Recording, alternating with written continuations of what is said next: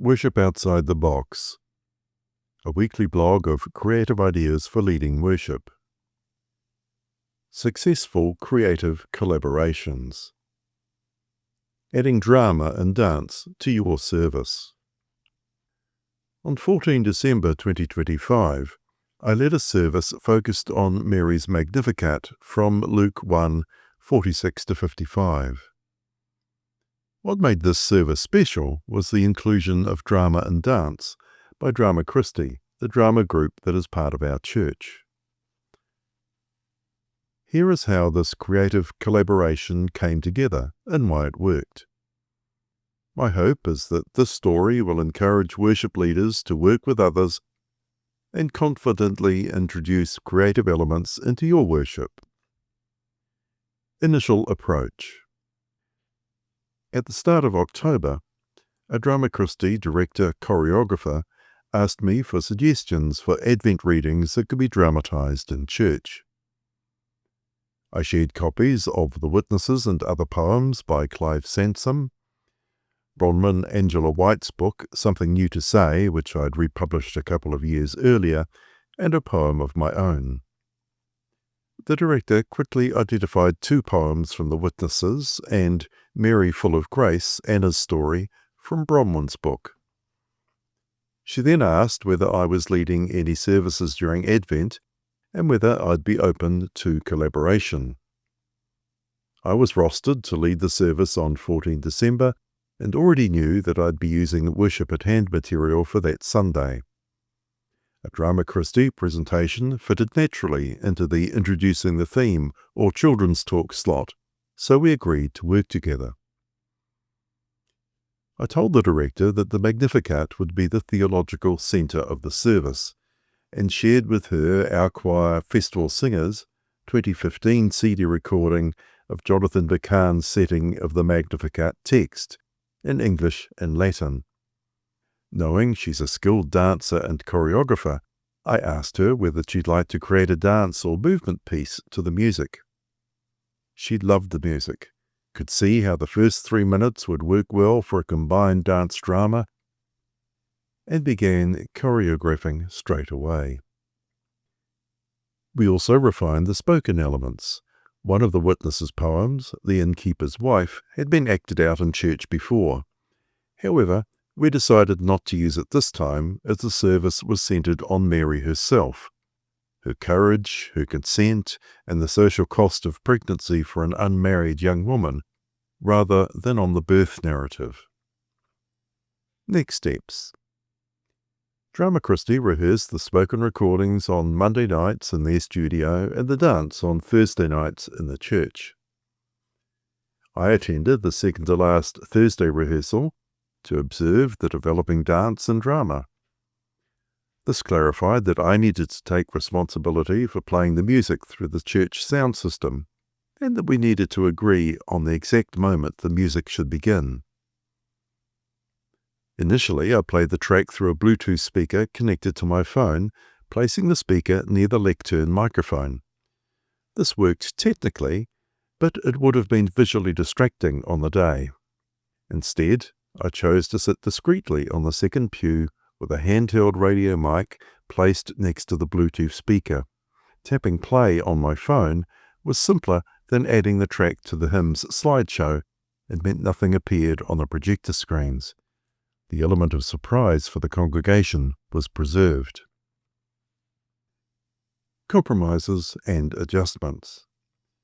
In my draft order of service, a hymn followed immediately after the dance. The director and dancers felt that this would undermine the stillness and emotional weight of the ending. They were right. Instead, I moved the Luke reading to follow the dance, then placed the hymn after that, followed by the Matthew reading.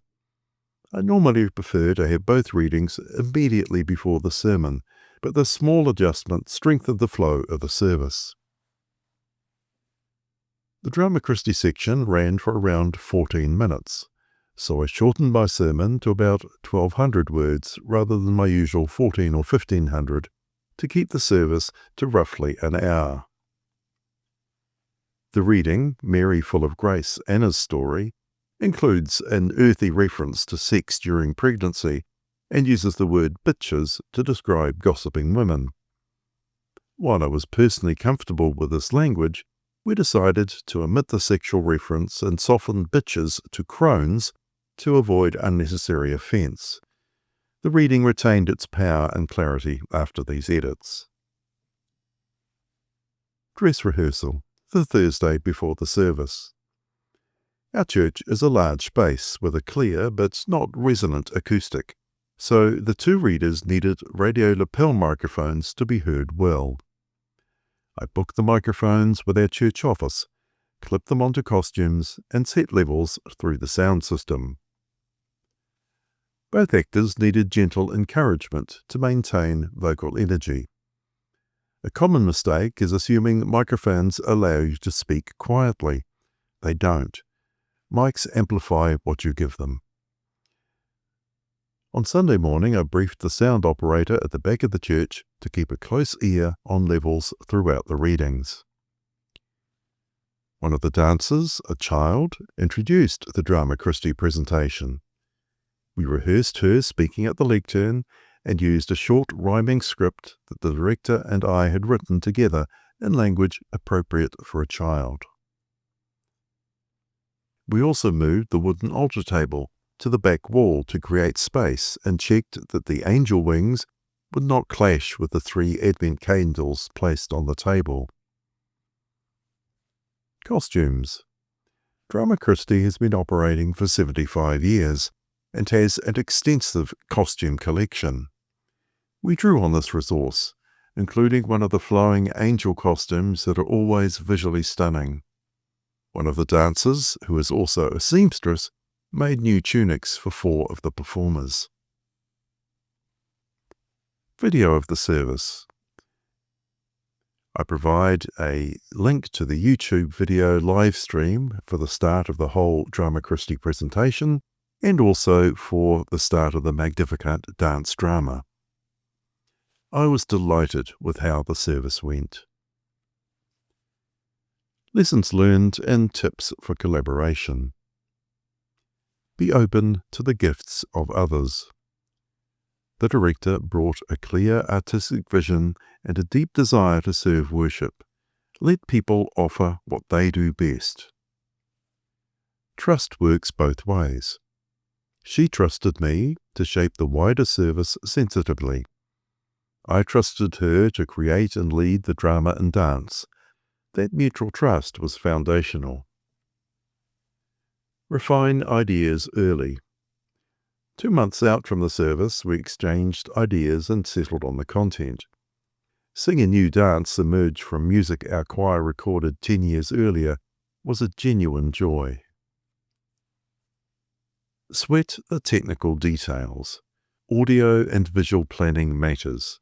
Assemble the gear, test it properly, and ask for help on the day. Being fussy here frees the worship to flow. Rehearse thoroughly. 14 minutes of action took 2 months of rehearsal. The final rehearsals in the church were essential for staging, entrances, exits, and logistics. For example, we needed to unlock the doors behind the sanctuary to allow performers to move unseen between spaces. Stay flexible. I shifted readings, shortened my sermon, and adapted my usual structure. None of this weakened the service, it strengthened it. Use your space creatively. Our church has an open space at the front sanctuary on 3 different levels, which is wonderful for dance drama. The actors came in and left from 2 different doors. The dancers came in down the left aisle and left up the middle aisle to exit at the back of the church. How can you use your worship space for creative performances? Can you move seating, the altar, lectern, or pulpit to make room? A word of encouragement. If you're a worship leader who feels the quiet nudge to try something new, take it seriously. You don't need to do everything yourself. Look around your community and notice the dancers, actors, musicians, writers and visual thinkers already among you. Creative worship isn't about being clever or flashy. It's about making space for the gospel to be seen, heard, and felt in fresh ways. Start small if you need to. Trust others with real responsibility. Be brave enough to adjust your plans. When collaboration works, worship becomes more than a service you lead. It becomes a shared act of offering. Ngā mihi.